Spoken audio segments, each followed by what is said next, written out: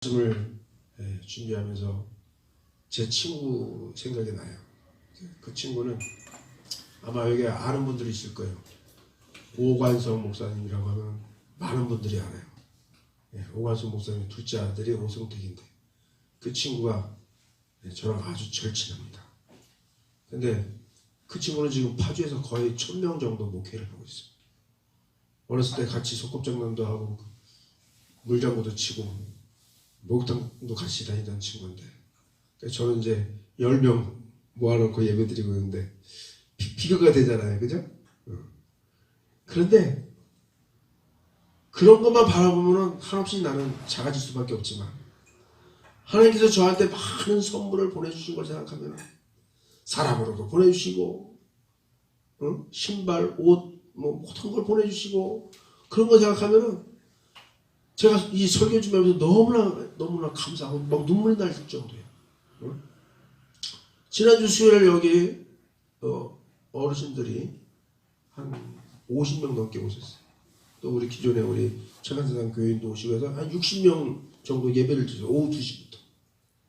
근데 뭐 무슨 분홍티, 잠바, 겨울 잠바 100장 한 300만 원어치 해당하는 거를 돈 한 푼도 안 받고 다 나눠줬어. 할렐루야. 그렇게 하나님이 선물을 주신다니까. 그런 거 말고도 수없이 많은 선물을 여러분 받고 살았어요. 그렇죠? 돌이켜보면 엄청나게 많은 선물을 받고 살았어. 너무 감사해요. 그런 것들이 성령님이 말할 수 없는 탄식으로 우리를 위하여 친히 간구하시는 것이 끊이지 않았기 때문에 그런 선물, 은혜가 풍성했다는 것을 믿으시기 바랍니다. 할렐루야.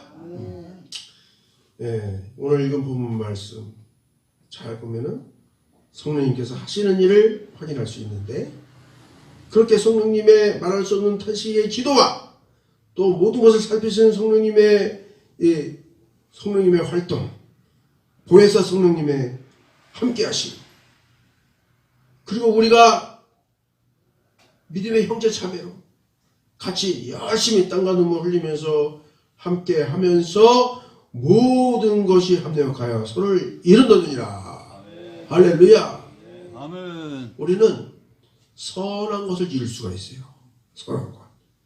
무엇을 이룰 수 있을까? 한번 생각하면서 말씀을 참고해 보겠습니다. 사실은 제가 이제 7월 10일부터 여기 와서 이제 우리 착한 세상 교회가 예배드리면서 이제 만 10개월 됐습니다. 그런데 이제는 또 여기를 비우고 또 다른 예배 장소를 구해서 가야 하는, 어떻게 보면 한 십몇일 동안 제 가슴 속이 탔어요. 하나님 성전을 주시옵소서 기도하면서. 근데 지금 마음이 평화로워. 아직 계약한 데가 없어요. 근데 오늘 아침에도 최영란 씨랑 통화했는데 하여튼 서울대 입구역 사거리에 한번 장소를 마련해보자 그렇게 하셨으니까 하나님의 응답인 줄로 믿습니다. 아멘. 하나님이 응답 주셔요. 자, 그래서 이제 작년 7월부터 여기서 설교를 하면서 주일 오전 예배는 창세기 강해를 쭉 하고 해오면서 오늘은 33장 할 차례가 되었습니다. 자, 창세기 33장 피세요.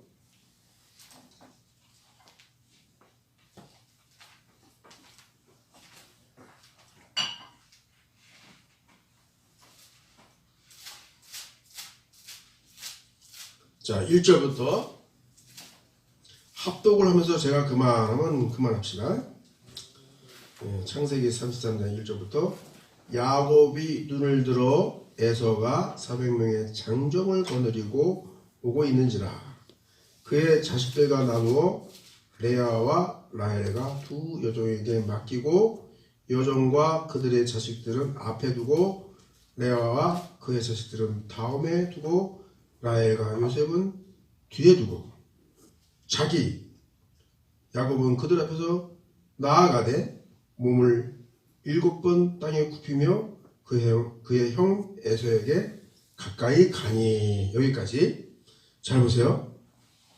20년 전에 야곱은 형으로부터 형, 그 장자권을 좀 나한테 팔아. 맛있는 요리 준비했어. 그래가지고 에서가 뭐라 그랬어요? 아, 그거 별로 중요한 거 아니야. 나는 배고파 미치겠어. 그래가지고 에서가 장자권을 팥죽 한 그릇에 팔았어요. 어떻게 보면 그 상황, 순간을 이용해서 야곱이 도둑질한 거야. 근데 또 그 엄마가 이제 이삭이 눈이 잘 안 보이고 그럴 때 이제는 내가 내 장자에게 축복 기도할 때가 됐으니 에서가 준비해서 오게 하시오. 이삭이 에서에게 말하는 걸 리브가가 엿듣고 이제 야곱한테 변장을 시켰잖아요. 그죠? 이 털을 팔에다 붙이고 에서처럼 행동하면서 아버지 이삭에게 가가지고 야곱이 축복을 도둑질했어요. 그 사실을 나중에 알고 에서는 기회만 보면 저놈을 죽여버리겠다고 기회를 보고 있었는데 어머니 리브가가 이제 700km 떨어진 그 리브가에게는 남동생, 그죠? 아, 오빠 라반의 집 야곱에게는 외삼촌 집으로 피신시켰어요. 그렇게 해서 이제 지금 20년이 지난 시점입니다. 그러니까 에서와 야곱은 지금 뭡니까? 야곱은 이제 두려움과 형의 복수가, 에서는 저럼 이제 한번 때가 됐으니까 맛 좀 보여줘, 본때를 보여주겠다, 이런 상황이에요. 그러니까 이제 야곱은 준비했어요. 어떻게? 1절부터 보니까 자기의 자식과 아내와 종들을 줄을 잘 세워서 이렇게 앞세워서 이렇게 보내는 거예요. 그죠? 형님 앞에 가서 큰절하려고. 용서받기 위한 준비 철저히 했어요. 여러분, 하나님께도 용서받아야 되겠지만 여러분도 용서받아야 돼. 누군가, 그죠? 형제 중에 또 이웃 중에 같이 사업하던 사람 중에 피해를 준 사실이 있으면 용서받아야 돼. 그러면 용서받으려면 어떻게 해야 돼? 용서받을 마음의 준비, 겉으로 드러나는 행동을 해야 돼. 피해자가 여러 번 바라봤을 때, 아, 내가 저 사람을 용서해야 되겠구나, 이제는 용서해야겠구나, 이런 마음 품게 해야 돼. 그래서 야곱은 아주 열심히 진실한 마음으로 용서받으려고 준비하는 모습이 여기에 기록됐어요. 그러니까 이미 또 야곱이 형에게 어떤 선물을 갖다 미리 준 것도 있잖아요. 엄청난 많은 선물을.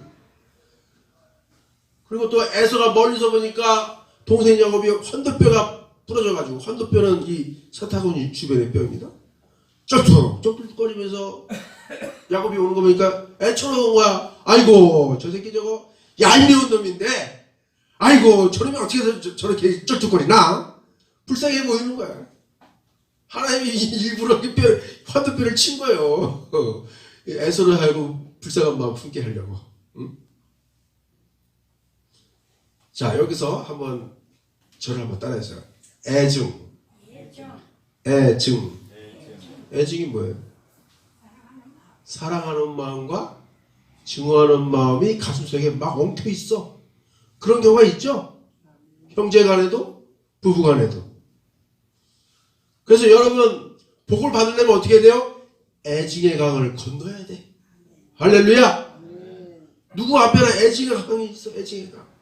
그 애증의 강을 건너야 용서받고 그러고 화해하게 되는 거예요. 그거 야복강이 애증의 강이야. 애증의 강.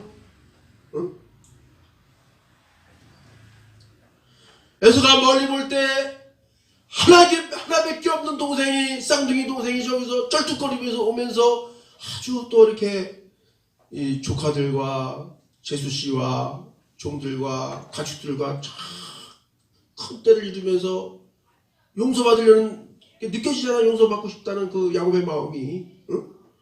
그러니까 에서가 달려가가지고 야곱을 끌어안고 목을 어긋맞추며 그와 입맞추며 서로 울었다. 아름다운 장면이에요. 그쵸? 20년 만에 형제가 서로 미워하고 저주하고 그러다가 20년 만에 서로 이해하고 용서하고 끌어안고 우는 거예요. 그래서 제가 여기 칠판에 써놨어요. 제목에 대한 설명은 좀 나중에 하고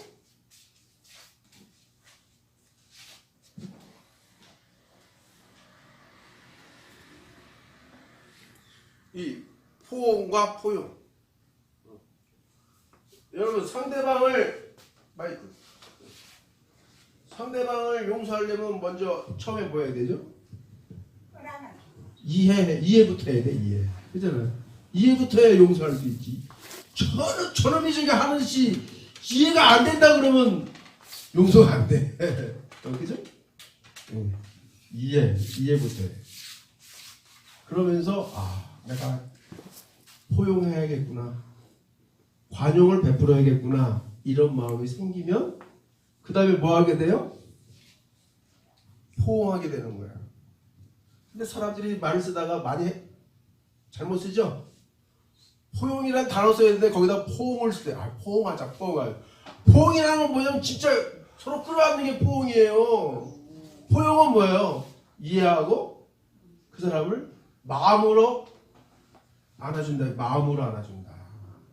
마음으로 안아주면서 용서한다. 이게 포용이고, 포옹은 뭐냐면 직접 안아준 게 포옹이란 말이야. 이거 단어 자꾸 헷갈리지 마시오.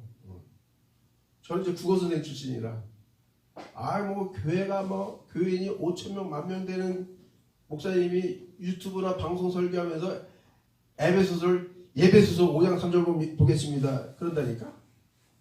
예배소서가 아니고 에베소서예요. 에베소서는 예배를 어떻게 드냐에 관한 예배에 관한 책이 아니라 에베소 교인들에게 보낸 편지라고. 그러니까 자꾸 정확하게 말을 써야지 발음을 조금 이상하게 틀리면 안 됩니다. 그래서 그게 여러분 인생에 바로 이 언어 습관 고치는 게 도움됩니다. 어쨌든 이제는 에서가 야곱을 이해하고 이제는 내가 포용해야겠다, 관용을 베풀어야겠다 마음이 생긴 거야. 저 하나밖에 없는 내 동생이 왜 저 뚜껑이면서 지금 내 앞에 오고 있을까? 저 불쌍한 놈. 그래서 에서가 달려서 끌어안고 목을 어금받고 이 입술을 맞추면서 용서하며 서로 울었다. 여러분의 인생 가운데 서로 포용하고 포기해주며 서로 울면서 서로 용서하는 기쁨의 순간이 항상 있기를 축복합니다. 아멘. 굉장히 중요한 거예요. 그런데 또 야곱은 에서에게 선물을 바쳤어요. 그죠? 만나기 전에 많은 선물을 보냈고. 근데 선물에 대한 거 얘기하면은 아까 좀 설교 시작 전에도 말했지만 선물은 우리가 태어날 때부터 많이 받으면 자라요. 그러니까 어른이 성인이 되면서 직장 생활하고 내가 내 용돈 벌고 그러는 순간부터는 이제 부모가 중단하죠. 어떤 인간은 50세, 60세까지도 부모, 어머니가 밥 해준 거 얻어먹는 그런 인간이 있어. 그 어머니 가슴을 팍 타게 하는 거야. 적어도 30세 전에는 장가 가서 자기 마누라한테 밥상을 받아야지. 50세, 60세가 됐는데 장가도 못 가고 엄마한테 밥상 받는 그런 불효는 참 주여. 어쨌든 독립하기 전까지는 부모로부터 계속 선물을 받으면서 살잖아요. 그렇죠? 저기 제가 입고 있는 옷도 이 넥타이만 빼고 양복하고 바지 선물 받아요. 와이셔츠도 선물 받아요. 그 선물을 저한테 주신 분이 지금 없어서 제가 안타까워 죽겠어요. 이 자리에 있으면 얼마나 좋을까. 자, 그런데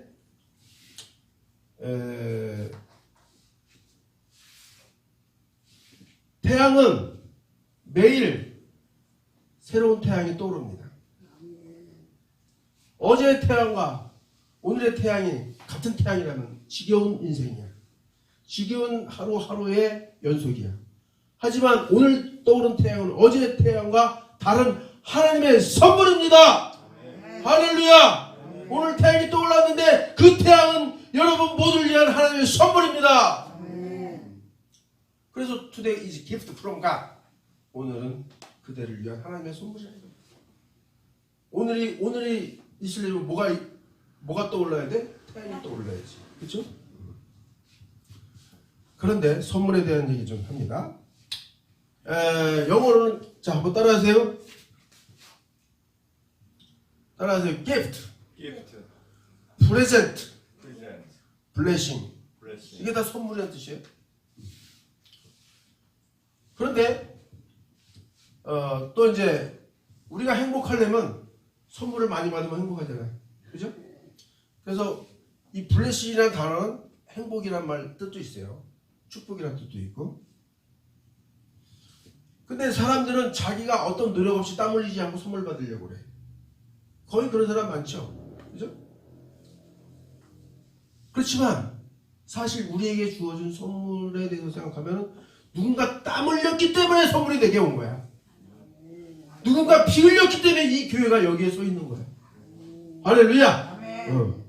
그래서 이 블레싱이라는 단어를 잘 생각해 보면은 원래는 블리드, 이거 한번 따라해 줍시다. 블리드는 동사예요. 피를 흘리다. 밑에 거는 블러드, 피. 그러니까 이 블레싱이라는 말은 그냥 피를 흘리고 있다는 뜻이에요. 그래서 이 단어를 생각해 보면 누군가 땀을 흘렸기 때문에 우리에게 선물이 있고, 누군가 피를 흘렸기 때문에 눈물과 땀과 목숨을 아끼지 않고 우리를 위해서 피를 흘렸기 때문에 우리에게 축복이 있다. 감사하세요. 감사. 모든 것이 은혜. 모든 것이 은혜.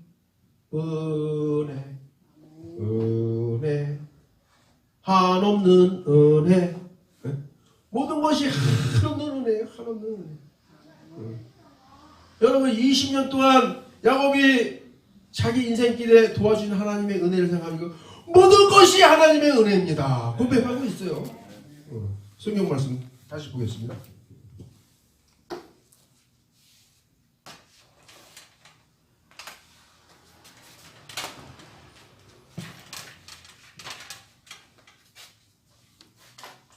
에, 33장에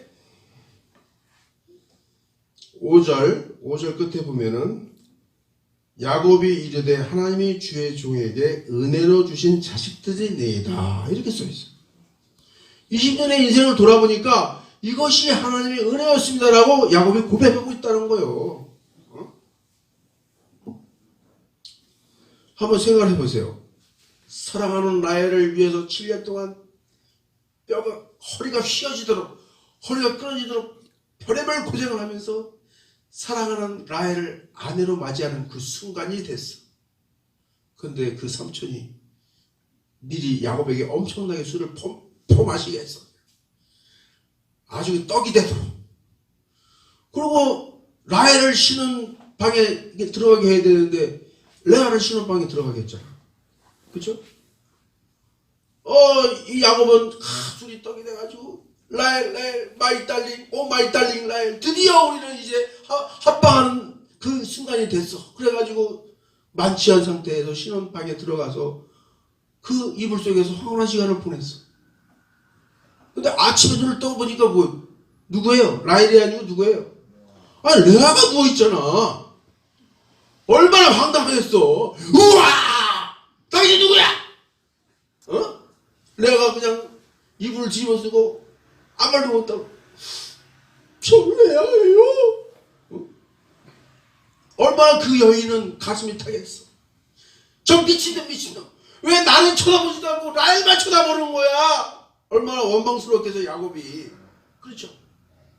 그리고 여러분 다 그런 경험을 했겠지만 서로 이불 속에서 뜨거운 시간을 보낼 때는 사랑하는 라헬, 사랑하는 명수씨 그러면서 이렇게 뜨거운 시간을 보내는데 아니 야곱이 그 이불 속에서 뜨거운 시간을 보내면서 사랑하는 라헬 레아한테 레아한테 사랑하는 라헬, 사랑하는, 그때 그 말을 듣는 레아는 속이 얼마나 뒤집혔겠냐고. 여러분, 여자가 태어나서요, 자기 몸을 정말 사랑하는 한 남자를 위해서 바치는 거, 그건 진짜 행복한 거예요. 그게 행복이에요. 그죠? 근데 자기는 사랑하지만 자기를 사랑한다고 하지 않는 남자한테 몸을 바치는 레아의 심정은 얼마나 괴로웠겠냐고. 자기 아버지하고 다 짜고 한 짓이지만. 그때 또 야곱은 아침에 일어나서 아니 왜 여기에 라헬이 누워있자고 당신이 왜 누워있는 거예요? 그 순간 야곱은 주먹이 부르르 떨리면서 외삼촌이 나한테 또 사기쳤구나. 내가 또 사기당했구나. 외삼촌한테 달려갔어. 외삼촌 어떻게 된 겁니까? 얼마나 화가 났겠어. 그 순간은 사기당했다. 이 나쁜 외삼촌. 외삼촌이 원망스러웠겠지.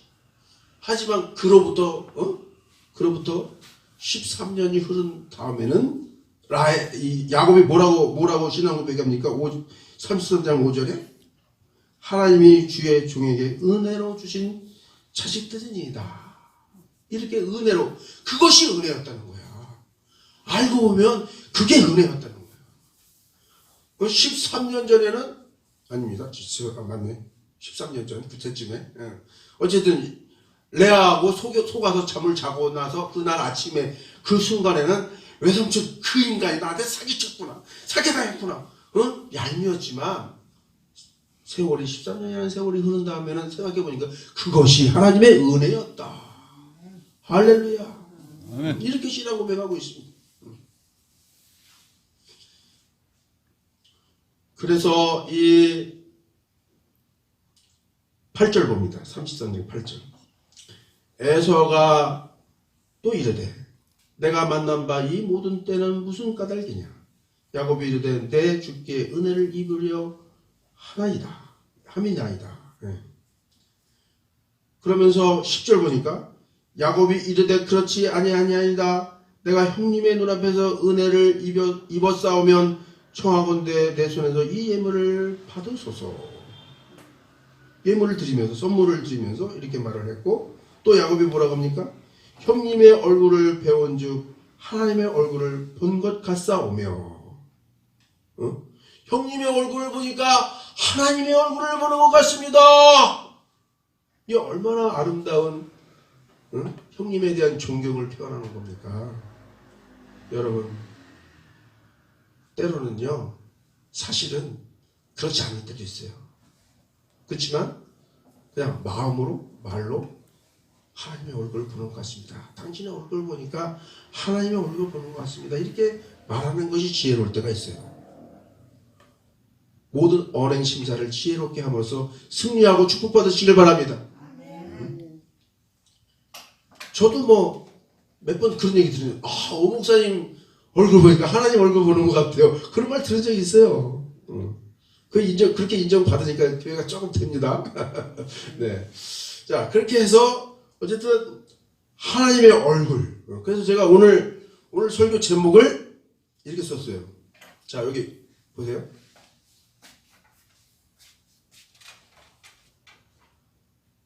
하나님의 눈으로, 하나님의 얼굴로.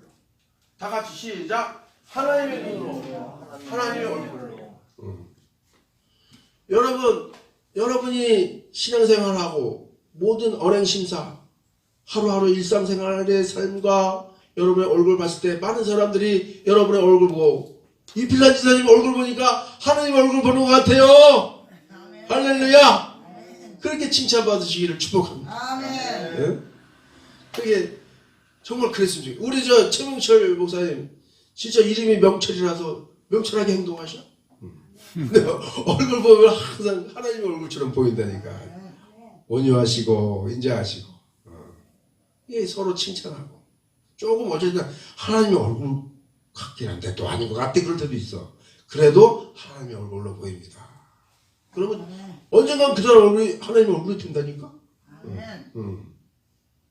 그런데 또 한 가지 중요한 건 뭐냐면 하나님의 눈으로, 하나님 긍휼의 눈으로, 긍휼의 눈으로. 여기 또 중요한 걸 제가 좀 필기하겠습니다.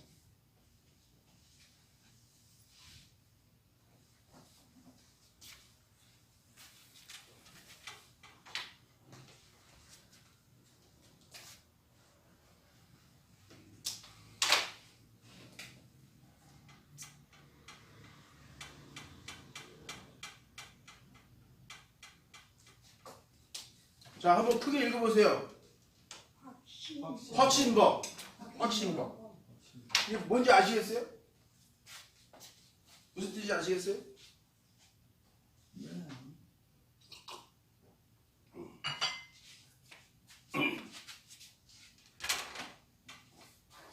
예, 확신범이라는 게 뭐냐? 쉽게 말하면 뻥을 치면은 어떤 사람들, 순진한 사람들은 진짜인 줄 알아. 그러면서 마음속에 확신이 생겨. 앞으로 이렇게 좋은 일이 일어날 겁니다. 누군가 뻥을 치면 그래? 그런 것 같은데? 마음속에 확신이 생겨서 투자를 해. 15만원, 30만원, 100만원, 200만원, 330만원, 600만원. 어떤 집사님이 목사님! 600만원 투자하면 한 달에 쓰면 1200만원 돈이 돼요. 600만원 투자하래. 이제 뻥인지 사실인지 모르겠습니다. 어쨌든 그렇게 그런 말을 하면 그래요? 한번 해볼까요? 뭔가 믿음이 조금씩 생기는 거야. 그 믿음이 확신이 생기는데 그렇게 해서 투자했다가 피해가 발생하면 피해 발생한 것에 대해서 확신을 심어준 사람, 뻥을 친 사람이 어떤 범죄를 저질렀다? 확신 범죄를 저질렀다는 거예요. 그래서 어떤 분은 이제 여기 몇 번 예배드린 분이 있어요. 누가 그러더라고 그 사람에 대해서. 그 사람은 뭐 다단계판 시작해가지고 판 벌려놓고 그래놓고 사기치고 참적한대. 그리고 한 6개월 있으면 또 나타난대. 그런 사람이 있어요. 근데 이 용어 자체를 모르면 자기가 확신 범죄자라는 것을 모르는 사람이 많아. 사실 목사도 확신 범죄를 저지를 때도 있어요. 왜냐하면 장차 이렇게 복을 받게 될 것입니다. 근데 사실 그대로 안 될 때가 있거든. 그 유명한 사건이 있어요. 신현옥 목사님. 유명한 분이에요. 알죠? 신현옥 목사님. 평택인가 있잖아요. 그분이 지금 7천만 원 헌금하면 그 병이 나을 겁니다. 그래가지고 헌금했대. 3개월 지나고 6개월 지나도 병이 안 났어. 그거 7천만 원 돌려주세요. 몸 좋아진 것 같은데? 뭐 이렇게 해서 서로 다투다 보니까 재판 해가지고 판결이 나서 7천만 원 보상하라고. 그게 피기수습에 났어요. 그 목사님이 그런 확신범죄를 저질 때가 간혹 있어요. 그래서 우리 이 목회자들은 정말 말 조심해야 돼요. 저까지 지금 4명의 목사님이 계신데 확신범죄를 범하지 않도록 지혜롭게 절제하도록. 자, 어쨌든 여러분 특히 이 2호선의 뭐 신림역, 구로디지털, 강남역, 선흥역 이런 데 보면 그런 다단계 하는 데가 많아요. 그런데 목사 장로가 앞장서 가지고 마이크 열고 막 그 사업에 대해서 설명해 놓고는 피해를 입히고는 참조하고는 자기가 확신 범죄자라는 걸 모르는 사람이 많다고요. 불신자라면 그래도 이해할 만한데 목사 장로 중에도 그런 사람이 많아요.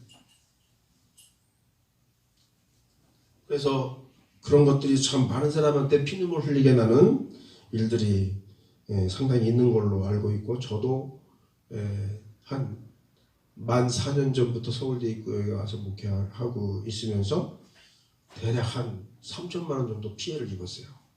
몇 군데에서.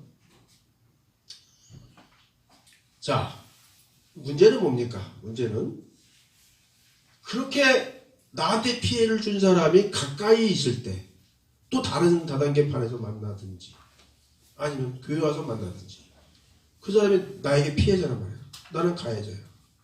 그러면 어떻게 해야 합니까?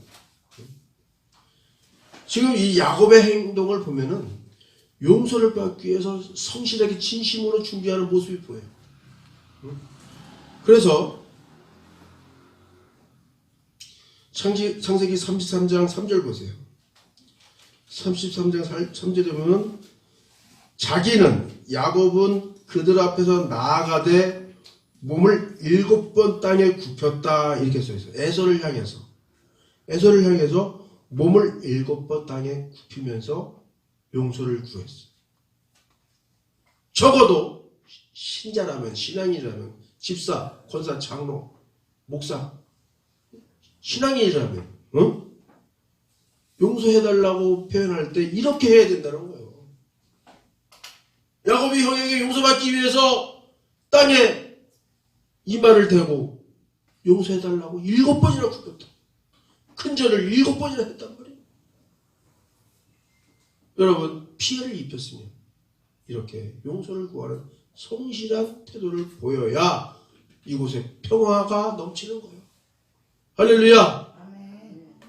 여러분은 평화를 조성하는 일꾼이 되시기를 간절히 축복합니다. 그것이 복받는 비결이에요. 고의적으로 그런 게 아니라 모르고 그런 경우가 많죠. 그럴 줄 몰랐어. 나도 몰랐어. 미안해. 그러면 평화로운 교회가 되게 하려면 이 야곱처럼 무릎 꿇고 이마를 땅에 대면서 7번 절하는 그런 성의를 보여줘야 교회의 평화가 넘치는 거예요.